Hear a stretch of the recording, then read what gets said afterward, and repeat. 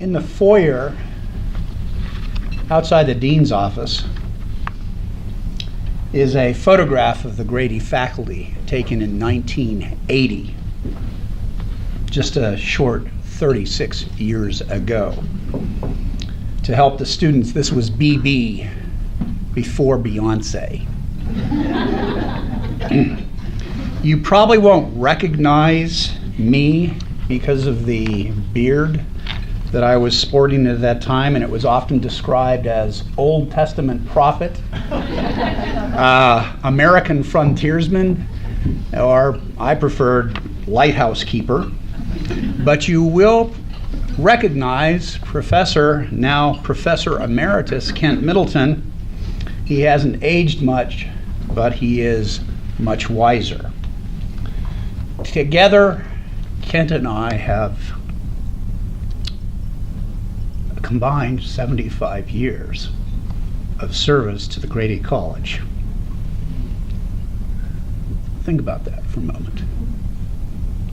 Don't remind me.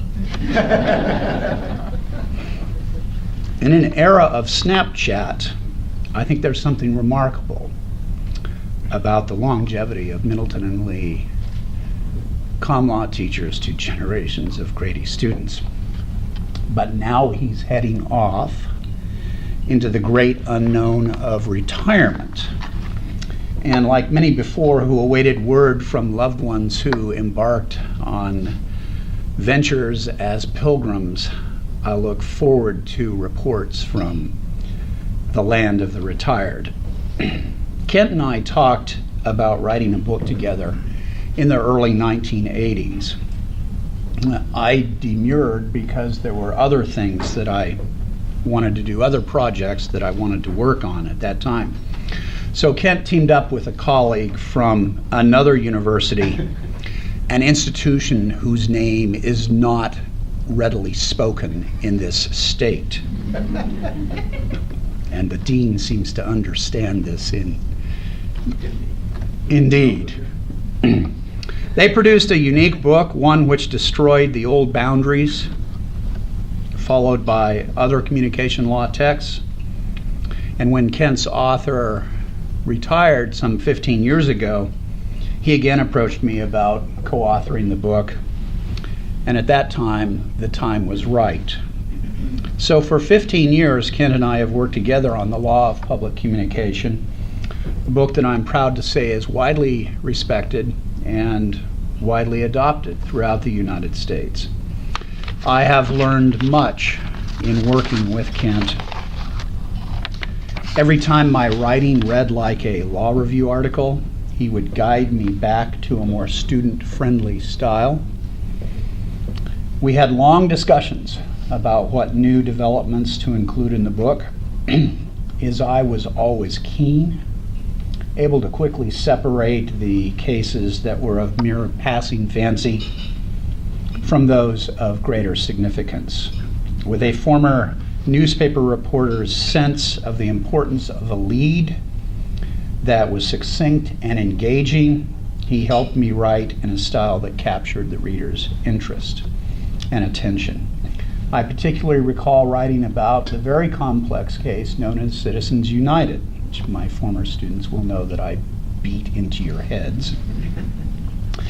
And Kent's skillful editing brought the best out of my writing. After several drafts, he finally announced, "Now it sings." And that's high praise.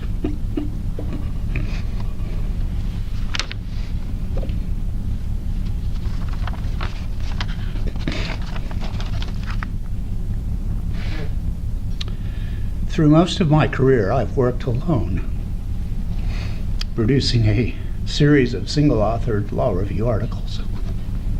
But Kent taught me the value and the importance of collaboration.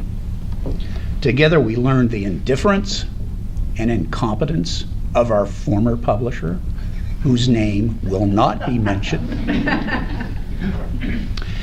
Together we experienced the joy of our new publisher, Taylor and Francis, whose name I'm happy to mention.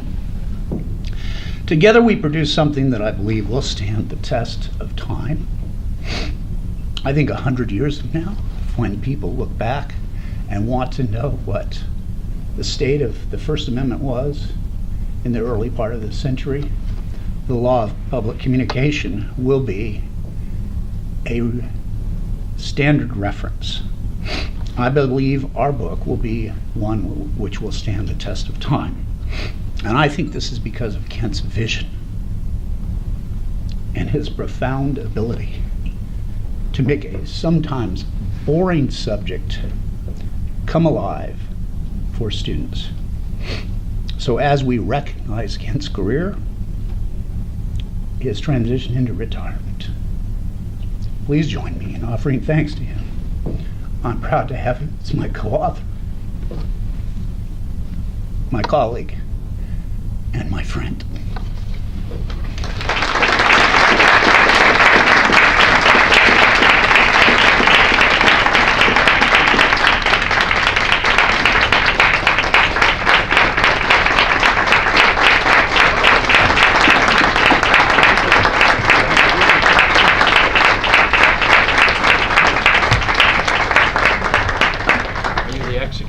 I'm the executioner.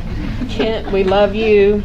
We appreciate your extraordinary leadership, both in the college and in the Cox Institute. And on behalf of the Cox Institute, I am proud to present you with this token of our appreciation for your service. Well, thank you, sir. In addition to that, you'll be very pleased to know that we have funded an internship at the Student Press Law Center for this summer in your name. So, thank you.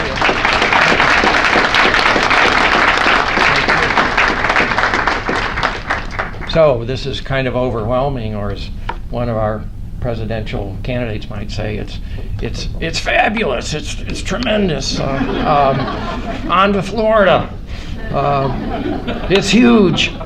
But thank you so much, Bill, for those really stirring words. I had no idea who you were talking about as you went on, but I've certainly enjoyed the collaboration, and we're putting together now the 2017 update of the 9th edition of the Law of Public Communication, so it's been quite an ongoing affair.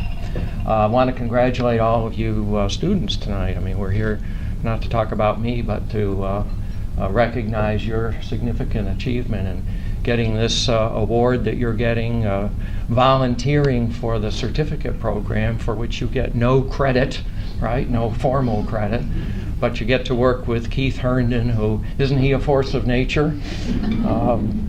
And so fitting that he will be the director of the Cox Institute in the fall, and he'll be a professor of practice in journalism, and will carry on the tradition started in the Cox Institute, certainly not by me, but by Conrad Fink, who was the director for years and years.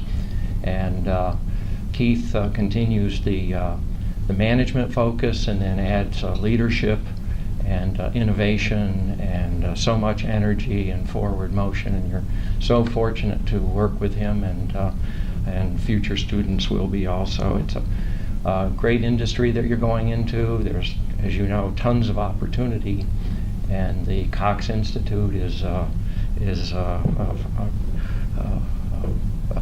force propelling people into that. Doctors Lee and Middleton. That was an amazing testament, Dr. Lee, to the not just the longevity but the excellence of the two of you.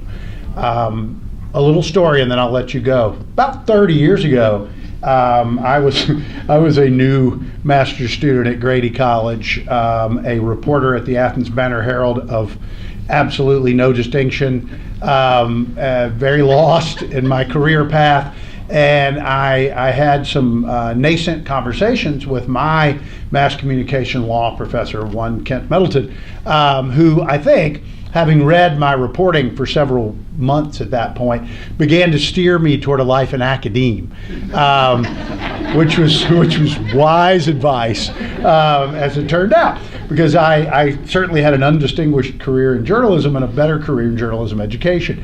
But I remember distinctly not only that class, but my many conversations with Dr. Middleton as I worked on my master's thesis with him as well. What happened to me here is happening to you here.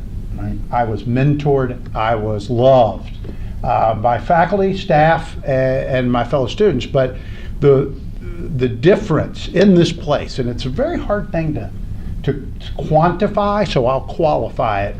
It's the family that is Grady. We are really, I know that's a trite phrase and it gets overused, but this is a family. When people ask me, I was at the University of Missouri for a very long time, and people go, so what's the difference? The difference is that. It's the level of care that we have for one another.